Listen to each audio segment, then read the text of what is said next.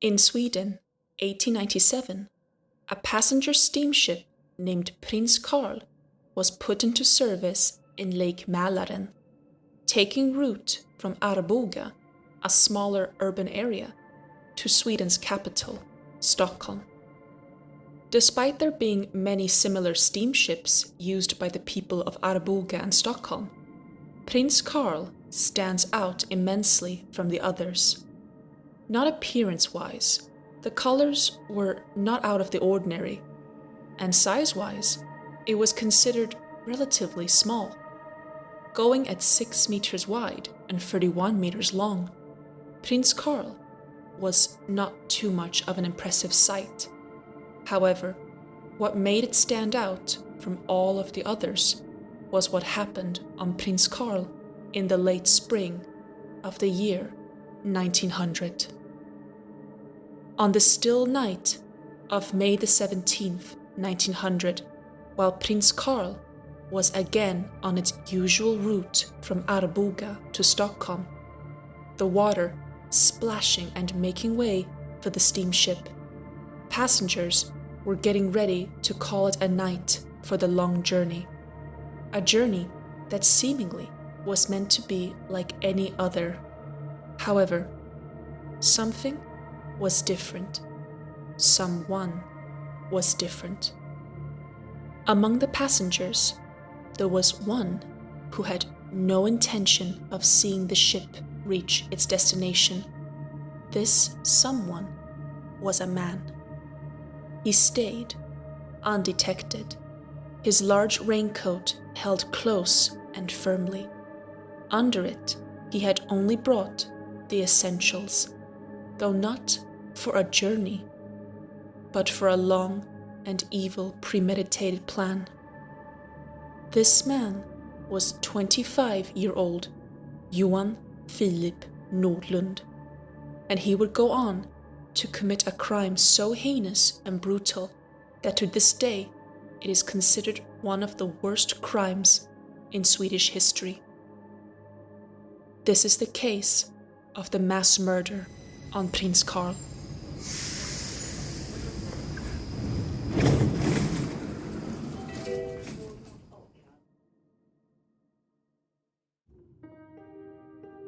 Carl Johan Nordlund was a young man in his 20s, living with his parents. He would eventually meet a maid 16 years his senior, named Anna-Lisa Fritz Jansdotter, and together they would have 3 sons out of wedlock. The oldest, Joel, was born deaf, while the third son, Erik Abel, tragically died by the age of 5 due to an infection in his spine. The second son was born on the 22nd of March 1875 in Säter, Dalarna County, and he was named Johan Filip Nordlund, though he mostly went by Filip only. At first, the family lived in scrutiny due to the strong belief in Sweden at the time that it is of most importance of being married before intimacy, as well as having children. But despite this, the family was believed to have been very close-knit. Carl Johan and Anna-Lisa were said to have been very loving and caring parents for their children, who they doted on with all their hearts. And in the year of 1879, in hopes of starting anew and providing their children with more opportunities, the family decided to move up north to the city of Falun, a city known for its large copper mine, which was perfect for the patriarch Carl Johan, who just so happened to be a mine worker. And 2 years later, after the move in the year of 1881, Carl Johan and Anna-Lisa would finally get married, as well as have their youngest son, Rickard. Unfortunately for the second son, Filip, his parents' hopes for their children thriving in their new home did not quite work out well for him. School just wasn't for him. He was too restless, easily distracted, and couldn't sit still, which resulted in him constantly being punished by his teachers. which was usually in the form of being beaten. Instead of motivating Filip to strive for bettering himself, the treatment simply made him more and more misunderstood and unmotivated. Instead, he spent his time dreaming of a different and easier life. It was said that from a very young age, Filip dreamed of becoming rich and having power, a dream that became his main drive in life. And at the age of 10, this supposed opportunity came to him when he met an older boy who was poor and living with the teacher. They quickly became good friends, sharing with each other about their dreams of a different life filled with money, until one day they decided to run away together. Before this though, Filip snuck through his parents' savings and stole 10 crowns, a sum worth around 700 crowns today, while his friend stole 20 crowns from the teacher, worth around 1,400 crowns today. After that, they ran off. In order to get by, the boys took advantage of their age and appearance. They would travel from house to house and knock on the door, asking for food and shelter from the bitter cold nights. The homeowners, who saw two innocent and lost-looking little boys begging for help by their front door, naturally couldn't turn them away and happily let them in. They were cleaned, fed, and given a warm bed to sleep in. However, this kindness would not be returned by the boys, who took the opportunity during the night to steal everything they could find that seemed to be of value before escaping back into the night. The stolen goods would eventually be sold off by them to other people they encountered throughout their journey. Filip and his companion would proceed to do this to multiple poor homeowners over and over again, until one day they decided that a life on the run was far too stressful and exhausting for them to continue, and so the two boys would eventually return to Falun. Despite the financial as well as emotional stress Filip had put his parents through, they forgave their son and welcomed him back home with open arms. And so, Filip was back home and back in school. While there, it was noted that up to 6th grade, his school results were not that out of the ordinary. In fact, he was doing quite well for himself, though there was one area where he did not get a good grade. In fact, he received the worst possible grade one could get, and that was in his behavior. Filip Nordlund was considered an odd and disturbed child that made children and adults alike feel very uncomfortable. The orderly life in school didn't last very long for Filip, and in the year of 1887, when Filip was 12 years old, a mere 2 years after his first disappearance, he couldn't take it anymore, as the restlessness took over yet again, and so he decided to go on the run once more. His father desperately tried to stop him, but he failed, and so Filip was out again, though this time he was alone. Unlike the first time Filip ran away, he didn't go knocking on doors to steal from homeowners, as he was no longer a small and innocent-looking, but rather a tall and growing young boy that easily could be mistaken for a teenager from a distance. Instead, Filip sought small jobs, such as herding for farmers, but would always eventually give in to stealing and running off to somewhere else. Meanwhile, Filip's father, Carl Johan, desperately searched for his son.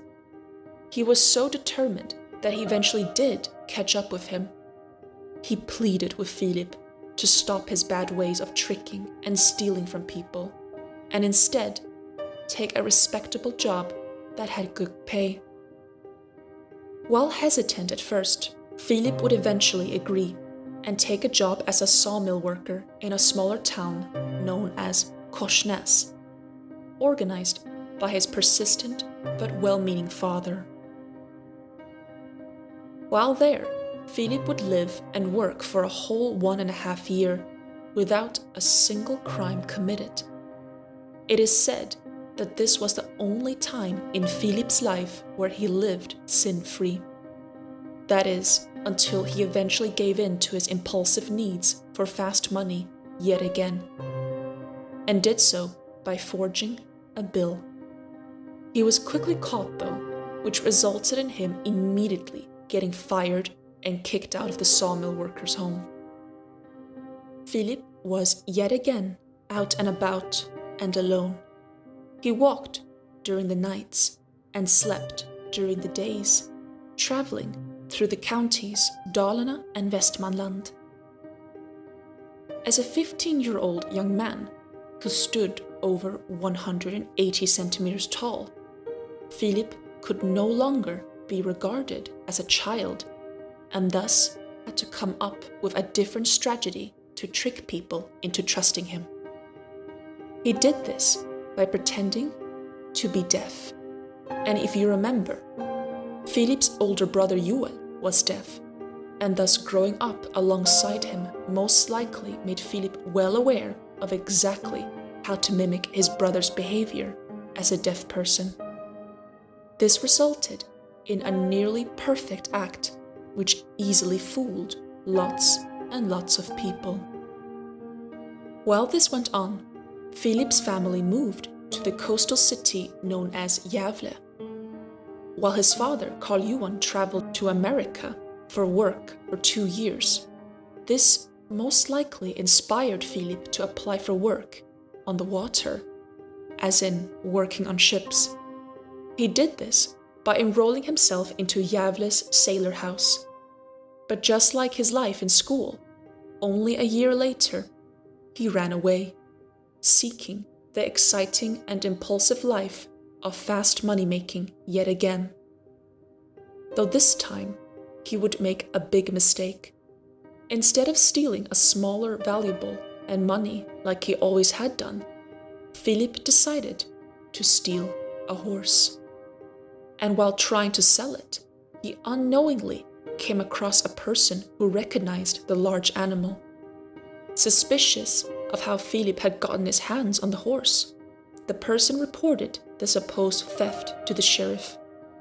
And so Filip was taken to prison for the very first time. He was brought to Falun prison for his sentence, and thanks to his young age, he was given the lenient sentence of 4 months of penal servitude. That is, being put into doing intensive, hard-labored work. He would be released in January 1892. Prison can change people in many ways. Some become desperate to change their ways in order to never return to the horrid place. Others are inspired to be overall better people. But not Filip.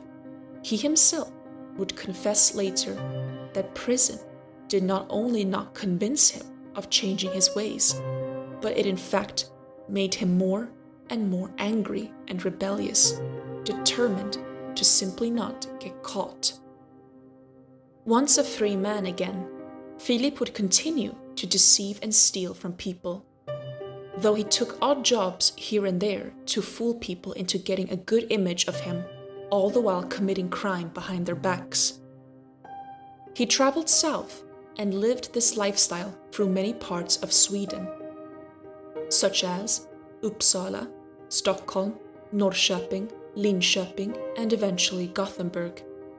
And during these travels, Filip claimed that he loved the traveling, that he got to see so much of Sweden, more so than what the majority ever would. He had never felt so free. He was living his absolute best life. The same couldn't be said for the poor people he would trick and steal from, though. His favorite people to trick were the ones who lived on the outskirts, preferably in the countryside. For Filip took note that these people, unlike the ones living in the bigger cities, were more kind and more trusting.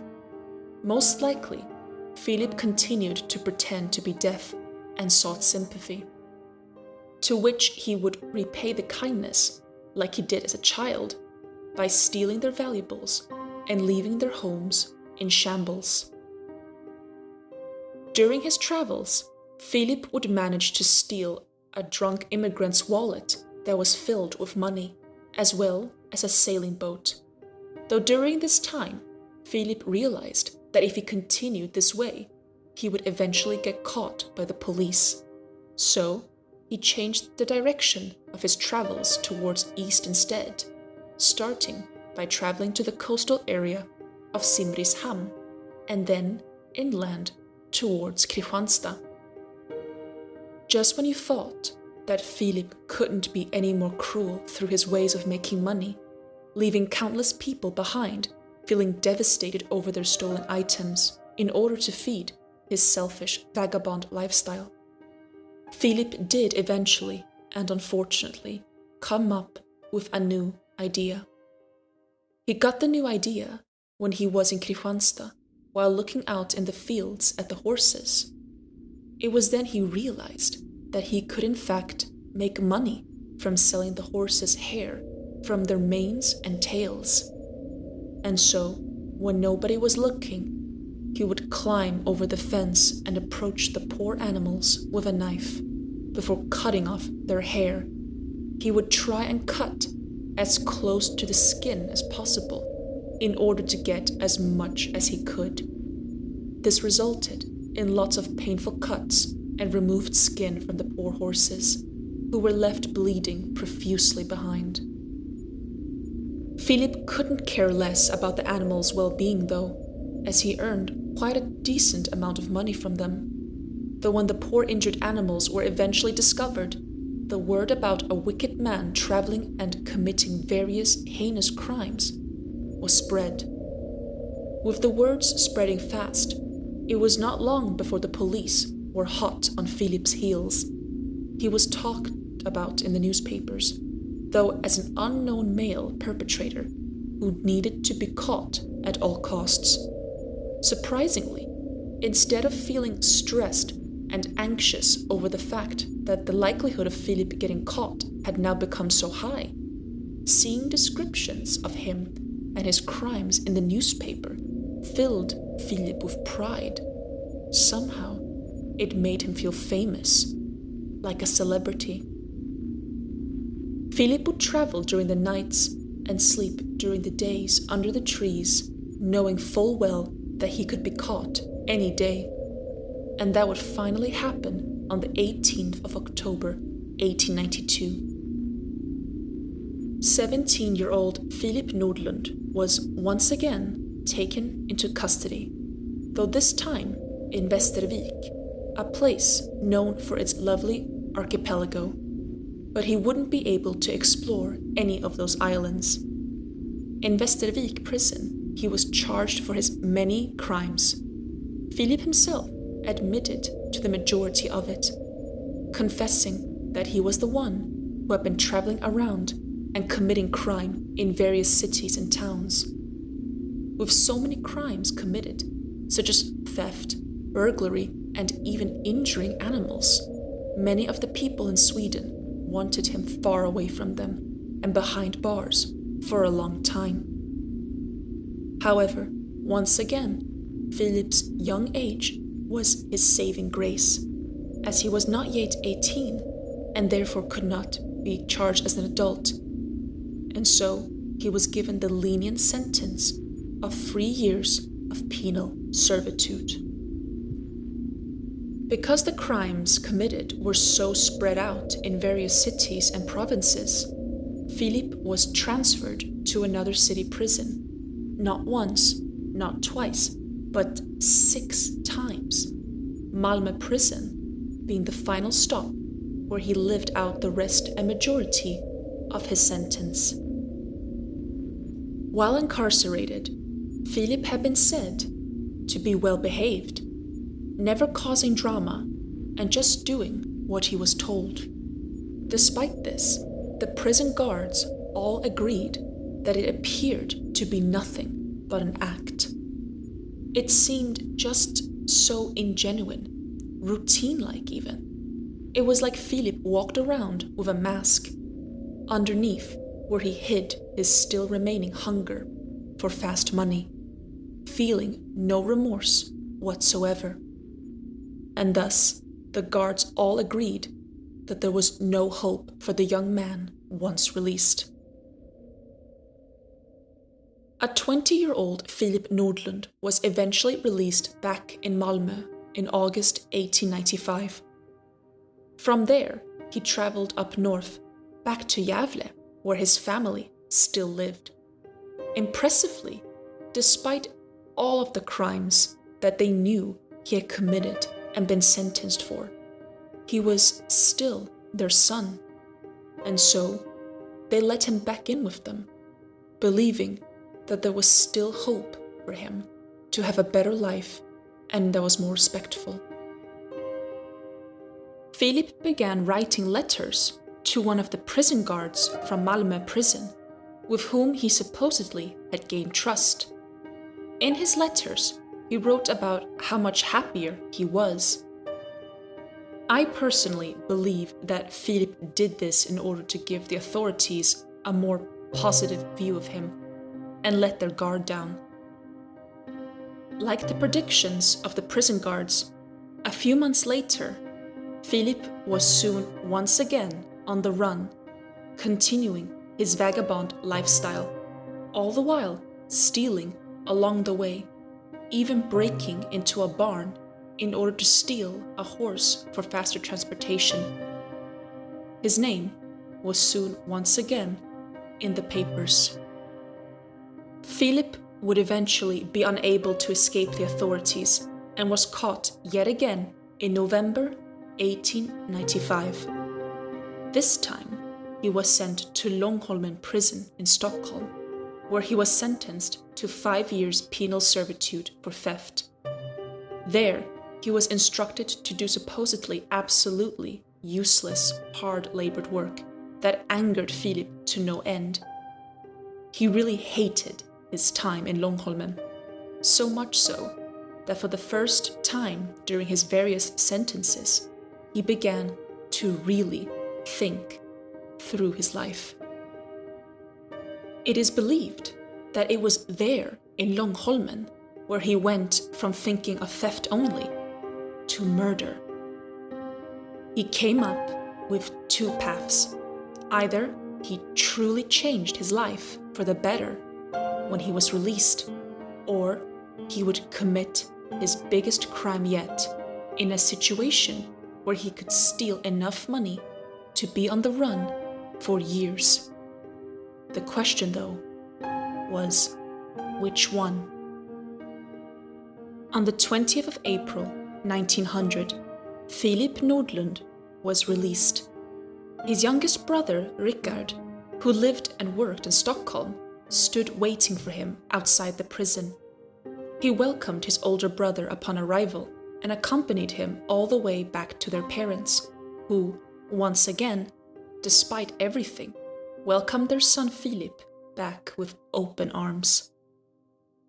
Filip himself was surprised that his family still believed in him.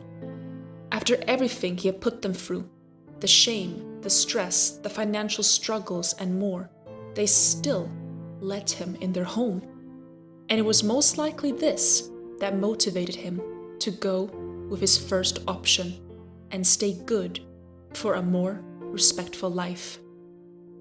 Filip searched and begged to be taken in for work, though, naturally, with his name known by so many, who in their right mind wanted to let a convicted criminal work with them, and an incredibly untrustworthy one at that. His family encouraged him not to give up, that someone was bound to let him work for them, and so he continued searching. That is, until he eventually concluded that it was no use. How long did Filip try for? Months? Years? No. Filip Nordlund, being the ever so impatient man he was, gave up no more than 2 weeks later after his release, and instead began planning for option number 2. Filip thought for a while, thinking of just what he could rob, and one day, during Filip's usual travels, while he found himself in Örebro, did the idea of robbing a steamship come to his mind. It seemed promising, with a good number of people of various classes being trapped in a small space. He could kill and rob them of all their money and valuables, as well as take the whole ship's coffer, and then escape on a lifeboat. Yes, that was it, thought Filip to himself. Filip got himself 2 revolvers, one that he bought and one that he stole. With the pair of weapons, he got himself a large dagger as well to complete his collection, which he hid in his bag. His initial plan revolved around robbing the steamship Björksundet that traveled from Örebro to Skogstorp, right on the outskirts of Eskilstuna, though his heist would turn out to be a failure when no good enough opportunity was found to set the plan into action. So, Filip simply went peacefully to the final stop before running off with the ship's coffer, which contained the equivalent of 720 crowns. Meanwhile, the passengers who happily stepped off the ship had just unknowingly been spared from a horrid attack. The next ship, though, wouldn't be so lucky. Filip understood that testing his luck in the same direction yet again would not be very smart. His face was probably already somewhat familiar among the people working on the ships between Örebro and Skogstorp, and so he would need to look for a new steamship in a completely different area that took a different route. Filip traveled west until he came to the small but very old city of Arboga. Arboga is known for its rich history and iron trade, and even once upon a time being Sweden's second capital. Being that Arboga was on the very west end of Lake Mälaren, Sweden's 3rd largest lake, steamships would travel to and from Stockholm, a distance much longer than the previous steamship Filip had robbed. Arboga would sadly be the place where Filip Nordlund caught sight of a little steamship called Prins Carl. He observed the size of the little steamship, concluding that it was the perfect one to rob. He figured that because of the fact that the ship would be traveling at night as well, people would be less likely to see or hear anything. He could kill everybody on board and then set the ship on fire before escaping. It seemed foolproof. At 8 p.m., around 20 passengers boarded Prins Carl, Filip Nordlund being one among them. He was tall and intimidating to look at. He wore a long raincoat that hid his belt where his newly sharpened dagger sat, as well as his 2 revolvers. On his head, he wore a large slouch hat, somewhat hiding his face in the shadow of its large and wide brim. While on board, Filip took the time to take note of where everyone and everything resided, such as how many lifeboats there were and where the captain would be sleeping, the latter of which was the most important, for Filip had concluded that the first victim would be the captain himself. Around 1:45, 43-year-old Captain Olof Rönngren steered Prins Carl forward into the pitch-black dark of the night, the waves only visible when splashing against the ship. It was around then that the captain decided that it was time to call it a night, and thus left the wheelhouse and started making his way to his bunk. Little did he know that Filip Nordlund had been waiting for this moment, keeping an eye on him from a distance. Pulling his dagger out of its sheath, though kept it hidden behind his coat while he stood by the stairs on the upper deck, knowing that the captain needed to pass by there to get down to his bunk. Captain Olof walked with tired steps towards the stairs, noticing Filip standing there. Though not suspecting anything, he left his guard down, looking forward to a good night's rest. However, he would never get it. Once close enough, Filip raised the dagger over his head, catching Captain Olof off guard. "No! No! Why are you doing this?" were his last words as the dagger was plunged into his back before falling down the stairs. Filip watched, unfazed, as the captain fell to the bottom, before calmly walking down himself with the bloody dagger in hand, to see if his first victim indeed was dead. Once content with his answer, he continued to find the next victim, which just so happened to be a sleeping 19-year-old farmhand boy. Filip walked up to him, loaded one of his revolvers, and shot him right in the temple, killing him instantly.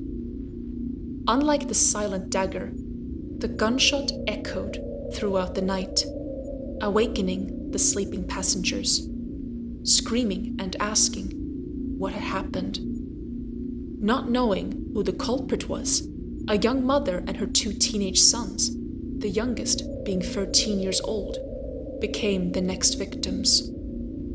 Filip walked over to the family and grabbed the mother before stabbing her right in front of her children. She was stabbed so violently that the blade broke off and remained within her body. Filip threw the broken handle into the water before turning to the screaming teenagers, though luckily for them, they were not killed, but were left severely injured from the gunshots. Now, Filip was spotted by other passengers. A woman yelled out that there was a man on the upper deck shooting and stabbing people. Some tried to take the murderer down, but were easily beaten by the adrenaline-high Filip Nordlund, who continued to injure people along the way, unsure of whether or not they survived, but didn't bother to double-check. The next murder victim was a 68-year-old cattle dealer who was shot to the head, though remained alive for a while before passing away in the hospital. The final victim was a 38-year-old butcher who was shot in the left temple. He was killed on the scene before he could receive any help. Filip tried to kill the first mate and helmsman, chasing them around the steamship, all the while shooting behind them. But he wouldn't succeed, as they managed to outrun him and hide. Unbeknownst to Filip, while he was distracted, a passenger working as a waitress had noticed another steamship further away and had been trying to get their attention, whose workers took note that there was something not quite right with Prins Carl, as it seemed as if it was left unsteered. When Filip did eventually take notice of the approaching ship, he tried shooting at it, hoping to scare them off, but it continued forward towards Prins Carl. So, he rushed to one of the lifeboats instead. He tried setting Prins Carl on fire before lowering himself down to the water and rowing away into the dark night. Though the heist had not gone exactly to plan, as his initial one had been to rob all of the passengers after killing them, as well as taking the ship's coffer, which he was unable to find, he had managed to rob the first victim, the captain. From him, he had managed to get his hands on a rather decent sum of money, but not enough to live a long and carefree life. While the word spread quickly by mouth and in the newspaper about the mass murder on Prins Carl, the murderer himself was on the run and hopped onto a train in Strömsholm railway station, where he traveled to Eskilstuna. There, he rushed to find some new clothes, discarding the old. After that, he started planning on his next destination to get away from the authorities. Perhaps leave the country itself and go over to Sweden's fellow Scandinavian neighbor, Denmark. However, the man whom he had bought the new clothes from had been suspicious of him. Along with Filip's rushed need to change his whole outfit, the shop owner had not missed the bloodstains on the fabric. He contacted the authorities the second Filip left his shop. Not long after, just when Filip was about to hop on to a train in Skogstorp, he was caught for the final time. Upon his capture, Filip did not go down without a fight, and did not stop resisting and threatening to harm the police officers until he was beaten unconscious on the ground. Before that, though, he was said to have claimed that this act had been his revenge on humankind, and that they were very lucky to have caught him so soon, for if he had managed to get on the next train, then more people would have been killed. Whether or not this was true, or simply a tactic to intimidate, was unclear. Filip Nordlund was taken to prison in Eskilstuna. While there, he wrote a letter to his parents and brothers. In it, he wrote that if they had been reading about the news of the mass murder on Prins Carl, then yes, it was true, and it had been him who had committed it. That he would most likely be receiving the death penalty, and that he would accept it with open arms, for he would rather die than be in prison for the rest of his life. In his letter, he had also written, "Many of those who have had to give up their lives to the executioner's axe, many good and many noble people, beautiful women, yes, even many queens and kings have had to end their lives like that." I personally, as many others, can't help but feel like this was Filip trying to reason that being executed would be somewhat honorable, as lots of great and famous people also had lost their lives that way, almost trying to feel like he too was a great person, relating to the queens and kings whose heads had also been taken by the axe. A few days later, Filip would be transferred from Eskilstuna prison to Västerås prison, where he would stay until his sentence. Despite his claims of being accepting of the potential verdict, Filip wasn't at peace at all. In fact, he was filled with regret, not for what he had done, but for the lack of it, that he hadn't managed to swiftly kill off everyone on the steamship Prins Carl and get away with it. Filip even had a failed escape attempt, managing to stab 2 guards along the way with a sharpened door bolt, leaving them critically injured. He was quickly restrained, though, by more guards and thrown back into his cell.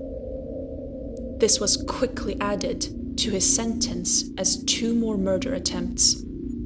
Filip claimed that he already most likely was going to be sentenced to death, so he had nothing to lose. Just like Filip's predictions, he was indeed eventually sentenced to death. 5 days before his execution, Filip wrote one last letter to his parents. In it, he described that he had asked for forgiveness from the Lord, and that this would be his last form of communication with his family. On the 10th of December 1900, Johan Filip Nordlund was brought out into the prison yard, one man on each side of him, pulling him forward. It was a cold early morning. Snow was falling down heavily, filling in the footsteps Filip left behind. In the middle of the prison yard stood the executioner, Anders Gustav Dahlman, waiting with a large axe in hand. While being led forward, Filip had been said to be singing a psalm, never once stopping, even while his head was roughly pushed down onto the stump. Filip's mother, who had never once given up on her son, came to witness the execution of him. She stood on the side, holding her breath, while the executioner Anders Dahlman lifted the axe, and with one swift motion, the head separated from the body. And that is how Johan Filip Nordlund lost his life. Unbeknownst to everyone at the time, he was also the last person in Sweden to have been executed through beheading by an axe. Years later, the case of the mass murder on Prins Carl would spark debates regarding the correlation between crimes committed and genetics and background. It had usually been concluded that people from poorer backgrounds, who had bad parents, who never went to school, who were never given a chance, were the most likely candidates to commit heinous crimes. And yet, Filip Nordlund, who supposedly had such a loving and patient family, who never gave up on him, who helped give him opportunities, would still grow up seeking the need to commit crime. He would be used as an example as to why the death penalty should continue. But the arguing side claimed that he could not be used as an example, as he was such an exception. From childhood, it was already clear as day that while he had loving parents, he still had very much difficulty. In fact, he had an extreme lack of impulse control, and that the society failed him as a child, that it could have been prevented if action had been taken early. Many others argued that it didn't change the fact that while Filip followed his uncontrollable impulses, he just seemed to overall lack empathy, most likely even finding enjoyment in causing pain. But what do you think? Do you believe it was inevitable for Filip Nordlund to take the path of crime? Or could it have been prevented? Let me know what you think in the comment section. As for the little steamship, who unfortunately became the target of this horrid attack, Prins Carl continued to be in service, and it would be in service until the transportation company eventually went bankrupt in 1924. And so, Prins Carl would vanish from the waters, and with it, its grim history. Thank you for watching. Please like and subscribe. It really helps out the channel.